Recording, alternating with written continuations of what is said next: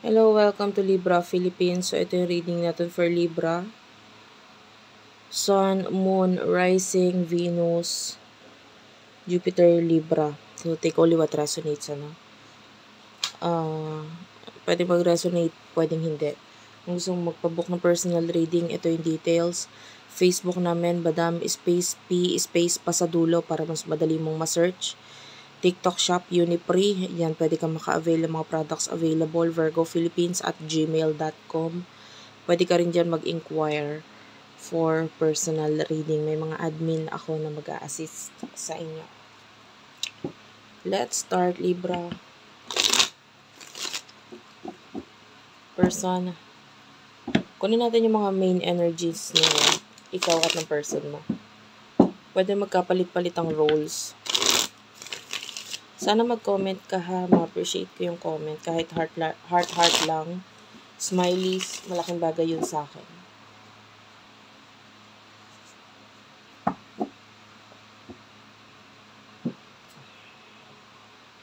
Last shuffle.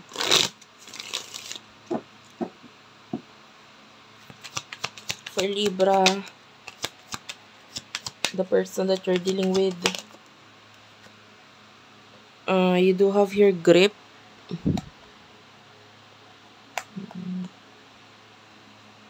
Interview.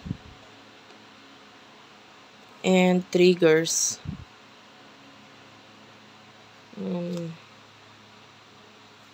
On the table, some of you could be dealing with two people. And pwedeng dalawa, pwedeng isa lang. Pero nakikita natin, nahihirapan ka sa connection na to. Parang may gusto kang bitawan or alisan. Papagod ka na. Pero pwedeng the other person or the person na gusto mong bitawan or alisan, gusto mong kausapin or vice versa, gusto kanyang kausapin.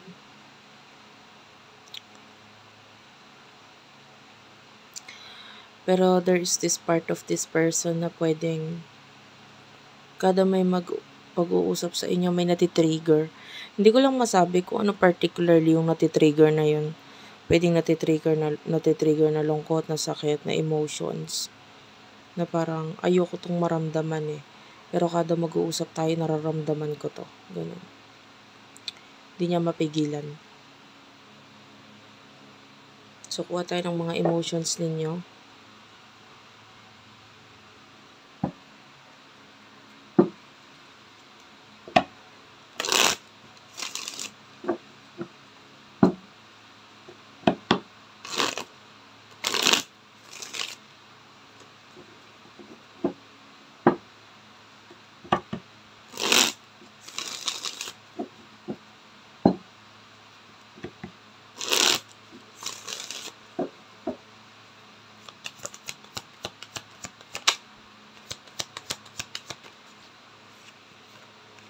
You do have your obsession.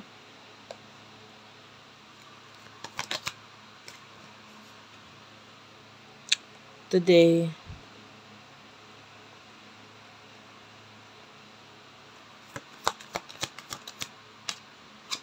lost.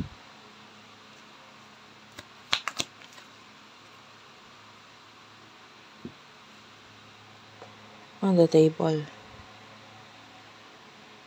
Okay, there's a person na nakikita natin. Kasi yung iba, dalawa ang kakonek eh.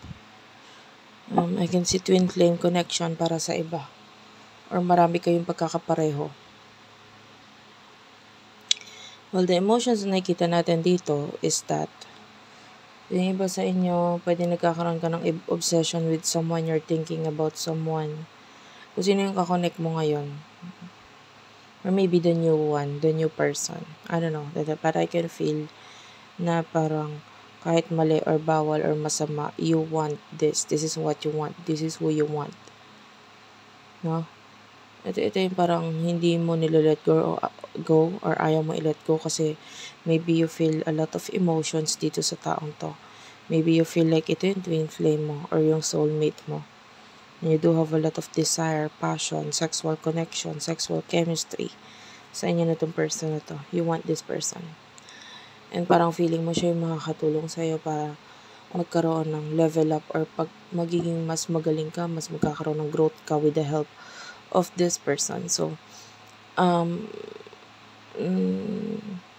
you like this person so much. Gusto mo to. And the emotions na nakukuha natin with the person, nakakonect mo, you do have here lost and on the table. There's someone here na parang na-feel niya na parang wala ka na, ginose mo siya, binlock mo siya, or basically, this person is pwedeng naramdaman niya yung feeling na parang wala na akong halaga sa'yo. Ang sakit ng feeling na to na parang, like what I've told you, yung iba pwedeng may pag-uusap sa inyo na nagiging dahilan para sa kanya na masaktan. And then on the table, I feel like the other person na kakonect mo pa is nakakita tayo ng offers or proposal dito. And both of you is enjoying kung ano yung nasa harapan ninyo ngayon. Just enjoying the time, enjoying the moment together. And for some of you, you could have a third-party situation.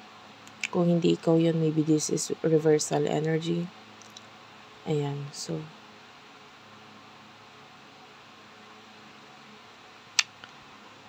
Ayun. Kung hindi man itong kabila yung side mo, or hindi ka nakaka-relate dito, pwedeng dito ka sa kabila. So, pwedeng mabago or magkapalit-palit yung energy, depende sa nangyayari sa'yo. But anyway, there's two different people na nakukuha natin. One is a lot of sadness, a lot of betrayal lang nararamdaman niya, a lot of, alam mo yun, you ghosted me, you blocked me, or yung iba kung meron pang communication, nandun yung alam niya yung kagustuhan mo na i-block na siya or i-cut off or i-ghost na siya, but nakaamoy ako ng smoke. I don't know if you're smoking. Anyway, the other person, andyan. Both of you are like excited sa isa't isa. In the future,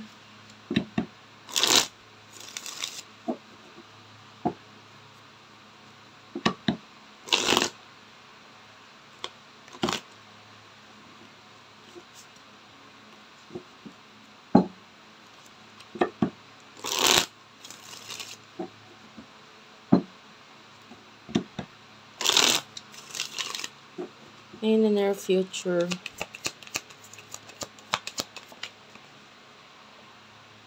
may nalaglag lang guys, pulutin ko.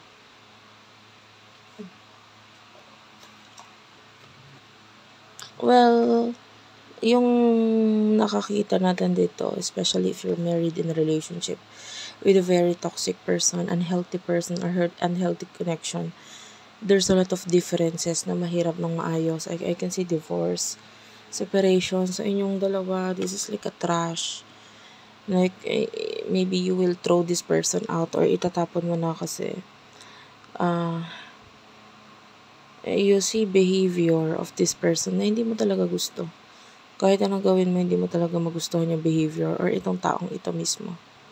So, you don't like this person. So, nandun yung pag-iwas, paglayo mo sa kanya. Something to do with alak. Nakakita ko ng alak dito. Or coffee. I don't know. And you don't like this. Yeah, single. So, someone here is going to disconnect from a connection na parang kasi marami ng pagkakaiba. Maraming hindi na maipipilit dito sa connection na to. Very toxic. At saka kahit pilitin baguhin, hindi naman mabago-bago. So, there's silence or kung may pag-uusap pa sa inyo ngayon, definitely there's this pagkawala ng pag-uusap na ito. Matatapos yung connection, matatapos yung pag-uusap nyo, yung connection at relasyon. And then, kasabay na nun, na matatapos ang kung ano man ang namamagitan sa inyo. Ayan. So, change of status, definitely from being married, from being in a relationship to being separated. Meron ako nakukuha ang isa pang person, so gusto kong makuha yung energy nun in the near future. Yung new person is hindi ko masabi kung side mo or side niya. But the new person, you do have your forbidden love. Yeah, this could be a third party situation. Tell me about this. The third person is having anxiety. I mean, yung other person. Pero nandun yung pagkagusto, wishes in the future. Si third person, honestly, maghahabol din siya eh. Hindi siya papayag na hindi siya maghahabol, or nandun na pwedeng, if there's a third person, pwede magkaroon ng development or developan. So, definitely may paghahabol si third person. So, isa pa ito sa nagiging dahilan kung bakit kailangan mo na i-let go tong person na to, kasi hindi lang ikaw yung naghahangad sa kanya. Thank you for watching. I love you all and bye-bye.